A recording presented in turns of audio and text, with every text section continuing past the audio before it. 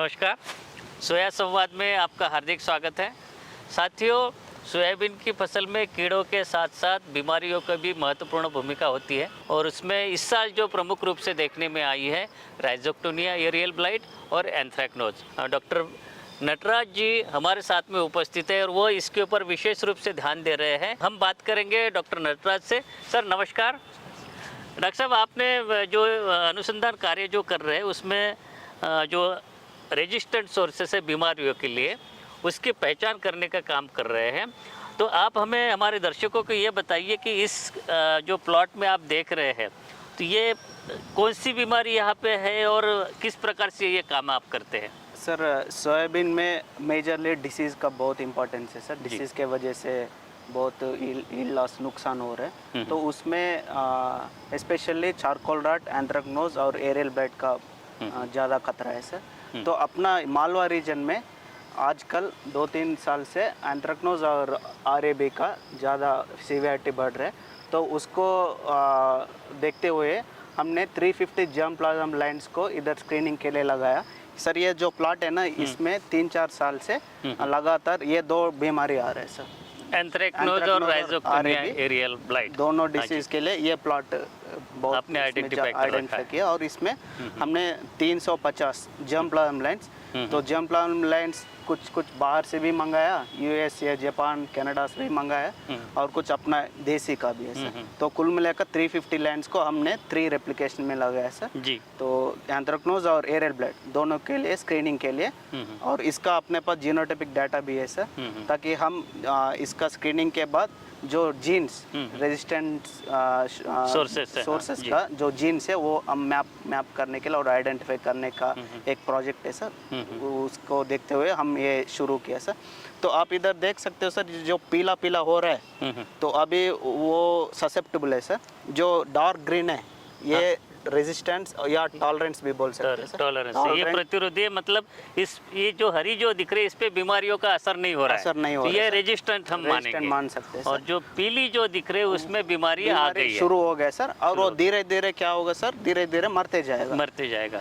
Next week 10%, उसके बाद 20%, जब हार्वेस्टिंग के समय तक वो पूरा 100% मरने का भी आवश्यकता है सर।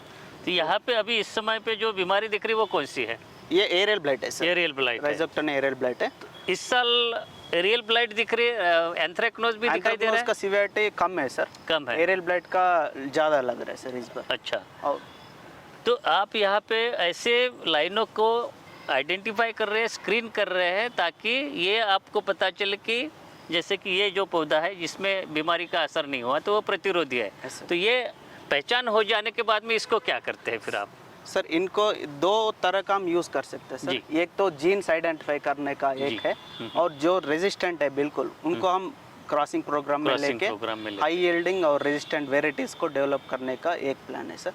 सर, कुल मिला के आप अपने पास 2 ही रेजिस्टेंट वेराइटीज़ है सर रिपोर्टेड, JS 2098, JS 2069, ये दोनों रेजिस्टेंट है सर एरियल ब्लाइट के लिए। तो 9560 हाईली ससेप्टेबल है सर, JS 9560 आप देख सकते हैं सर इधर। ये एक चेक है सर 9560, ये 9560 ये आपको दिखाई दे रहा है जी। पीला पीला हो गया एरियल ब्लाइट की वजह से।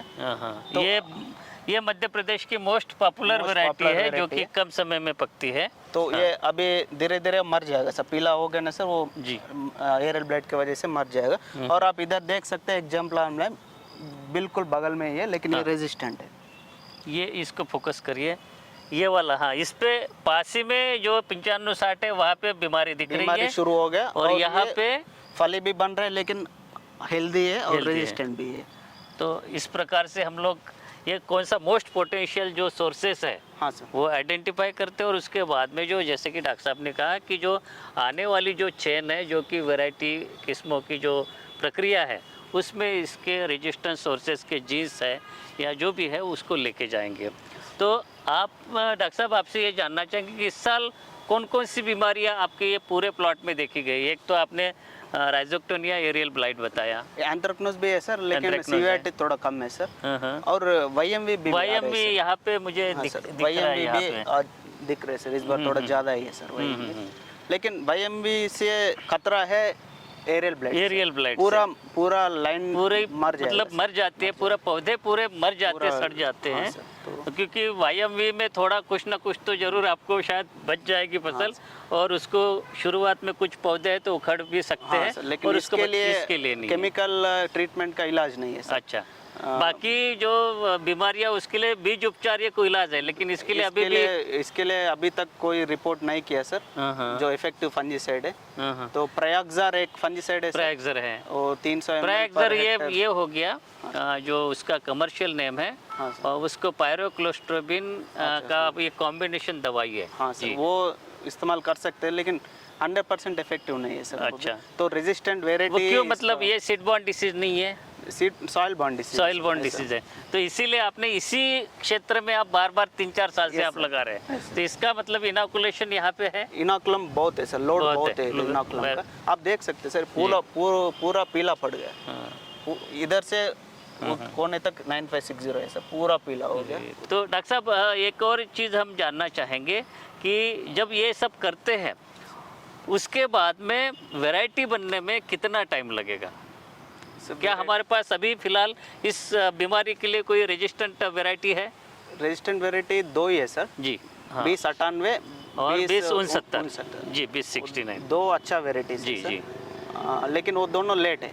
हाँ। तो हम ये प्रयास कर रहे हैं कि अर्ली भी होना चाहिए और रेजिस्टेंस भी होना चाहिए, तो वो प्रयास चल रहा है सर।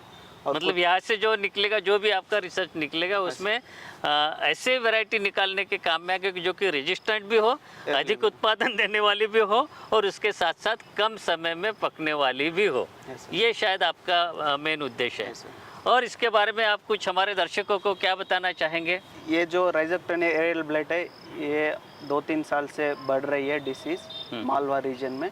तो इसके लिए बीज उपचार भी ठीक है, लेकिन 100% तो इफेक्टिव नहीं है, इफेक्टिव फंजीसाइड्स भी नहीं है। तो रेजिस्टेंट वेराइटीज़ लगाना ही इसका इलाज है।